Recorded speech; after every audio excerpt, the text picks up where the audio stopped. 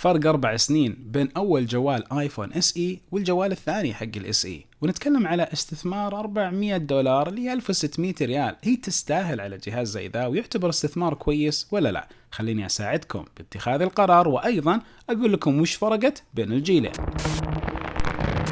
السلام عليكم ورحمة الله وبركاته، أخوكم فيصل السيف. ونعم، في هذا الفيديو بقارن لكم بين الآيفون اس اي جيل الأول وجيله الثاني. فلو رحت الجيل الأول كان عام 2016 وكان يجي بتصميم مرة رهيب في الآيفونات، الحواف فيه الحادة حقت الآيفون 5 والآيفون 5S، كانت الواجهة المعتادة بحواف علوية وسفلية وزر بصمة، والجهاز من ورا كان يجي بدرجتين مختلفة من الألوان، وبرضو الجهاز خليط من الألمنيوم والزجاج ويجي بحواف حادة دائما، كانت مميزة. وهذا الشيء اللي أرجع وأقول كان شيء مرة حلو في التصاميم، أتمنى يرجع. فأذكركم أنكم تشتركوا في القناة، لأنه نهاية السنة حنشوف الآيفونات الجديدة.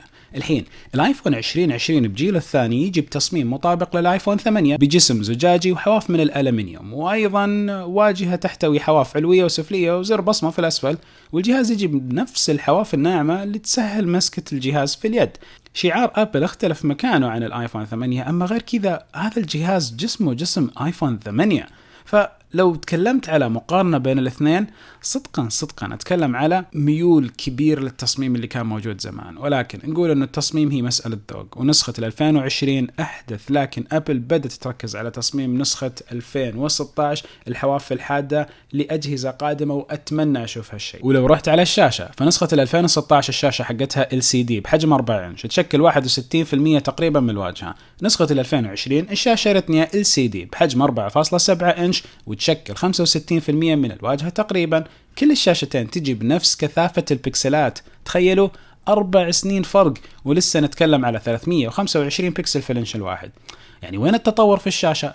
فقط زاد حجم الشاشة 0.7 إنش، يعني حتى أقل من 2 سنتي. فلو سويت مقارنة بين هالشاشتين، أقول الشيء الوحيد إنه زاد الحجم، فحاطي النقطة لنفس الآيفون 2020. وبصراحة حتى أنا مو مقتنع إني أعطيه النقطة، ولكن الأرقام دائما أقول مقارناتي الأرقام هي الأساس فيها. أنتقل على المعالج، وهنا شيء فارق. فنسخة 2016 كان معالجها A9 وكان على وقته شيء جدا قوي، لكن نسخة 2020 جت بمنظور مختلف وجت بمعالج مرة قوي من أبل اللي هو A13 بايونيك، نفس المعالج اللي استخدم مع الآيفون 11 حق العام الماضي، شيء مرة جديد.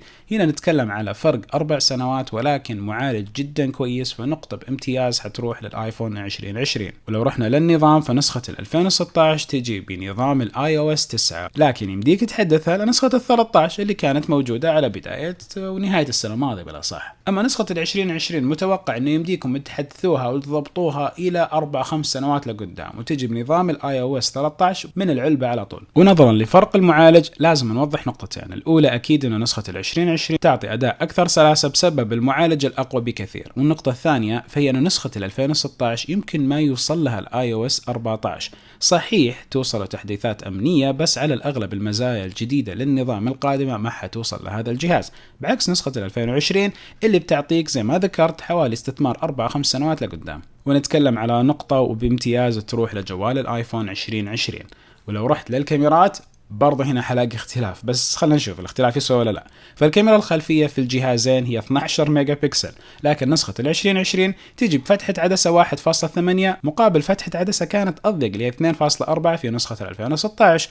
أيضا النسخة الجديدة تجي مع مثبت بصري وفلاش رباعي مقابل ثنائي في نسخة 2016 اللي ما فيها أصلا مثبت بصري. لما نتكلم على فرق 3 سنوات جاء معه فرق جدا كبير. 2017 جاء الاس اي الجيل الأول، و2020 جاء الاس اي الجيل الثاني.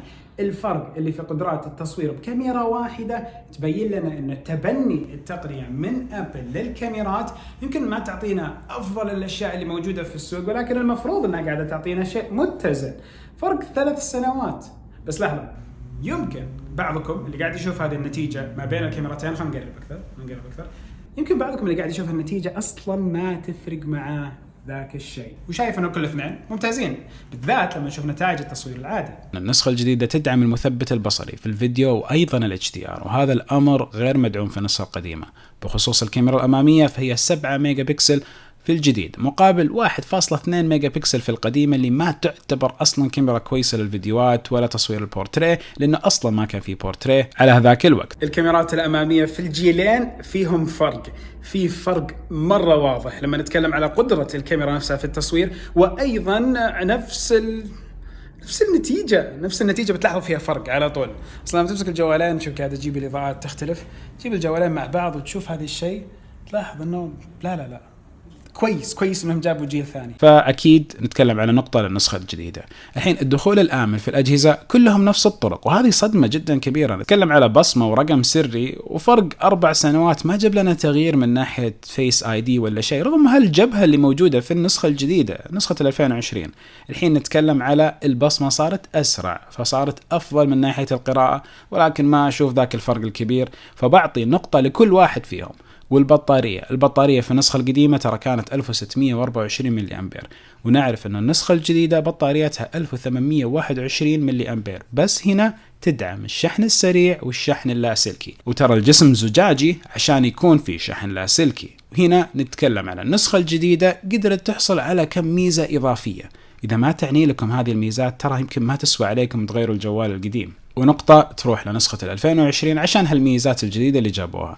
في الاتصال والتخزين حيكون الموضوع غريب عليكم، فنتكلم على 2016 كان يجي بمساحة تخزينية 16 جيجا، 32 64 أو 128. أما النسخة الجديدة فأضعاف الأرقام هذه، يا 64 يا 128 يا 256 جيجا بايت، وكلهم ما يدعمون الذواكر الخارجية، ولكن كلهم يدعمون دفع من خلال خدمات أبل. ومع ربطهم مع بقية أجهزة أبل بالتأكيد يمديكم تحصلوا على منظومة رايقة بالاختصارات، وحتى يدعموا STC Pay لو جاء على بالكم تستخدموها، لأنهم STC Pay كل الأجهزة تقدر تدعمها بدون الحاجة لتقنيات إضافية، فوسائل الدفع متاحة على هذه الأجهزة. بس لازم أوضح أن النسخة القديمة لا زالت تدعم منفذ السماعة، والنتيجة تشابه كبير في الاتصال ما بين الجهازين، وما نشوف نقلة جذرية أو ثورية في نفس السعات التخزينية ولا شيء. لكن الأفضلية للنسخة الجديدة بسبب خيارات المساحة التخزينيه الجديدة، وراحت لهم النقطة. أما المزايا الإضافية فبالفعل النسخة الجديدة تقاوم الماء والغبار بمعيار IP76، وهالشيء ما كان موجود في النسخة القديمة. وموجود منفذ سماعة في القديمة بس الجديدة ما فيها، وحنتكلم على أكيد مقاومة الماء والغبار تعتبر فارق، فهنعطي نقطة لنسخة 2020. طيب وصلنا للسعر. النسخة القديمة يا جماعة حقة 2016 اللي عمرها 4 سنوات لو حصلتوها تقريبا السعر بيكون 1150 ريال، وأغلب الإكسسوارات في الغالب تحصلونها أونلاين. نسخة 2020 السعر الرسمي حقها حوالي 1749 وقد تصل ل 1850، وخدمات أبل بعد البيع ممتازة سواء في الصيانة والإكسسوارات، ويعتبر الجهاز استثمار كويس. طيب لاحظتوا أن الفرق حوالي 700 ريال؟ 4 سنين الجوال موجود وما زال فوق 1000 ريال. هذا الشيء يبين لك أنه الاستثمار مع الأجهزة، ولو أنتم محبين نظام iOS فالاستثمار المادي يستمر معاكم. وأتكلم بالتأكيد الجهاز الجديد حيكون صفقة رابحة لكم إذا اخترتوه عن الجهاز القديم، والنتيجة النهائية أقول بالتأكيد الجهاز الجديد حق 2020 من SE جهاز يستاهل. ولكن لو أنتوا تبغوا ترقوا من SE النسخة الأولى له، نعم يستاهل 100%. ولكن لو عندكم آيفون 8 آيفون 10 آيفون 11 لا تفكروا بجدية على تغيير الجهاز لها الأمر، أنه بالفعل تجيني أسئلة تخيلوا على تغيير الآيفون SE لنسخة 2020. وأيضا شيء ثاني متوقع أنه تصميم SE نسخة 2020 ما هو بنفس التصميم اللي تطلع فيه أجهزة أبل لنهاية عام 2020، فهنا يمكن هيطلع أجهزة تشوفوها في السوق ويمكن يكون فيها اختلاف سعري جيد ينزل لفئة متوسطة، بس تصميم مرة مختلف. فهنا أكيد يبيلكم تنتظروا وتتريوا. ونهاية الفيديو كل فيديو لابد تشوفوا الفيديوهات الكثيرة المقارنات اللي سويتها عن SE وسويتها عن بعض أجهزة الأندرويد، وبرضو خيار الشراء هل SE ينفعكم ولا لا. ولا تصدقوا في الفيديو حق جهاز عمره 6 سنوات هل ينفع لي أو لا، هتلاقوا في القناة برضو. نهاية الفيديو كل فيديو سبحانك اللهم وبحمدك أشهد أن لا إله إلا أنت استغفرك وأتوب إليك. وهذا هو الفيديو الحين يبديكم تختاروا وتروحوا له.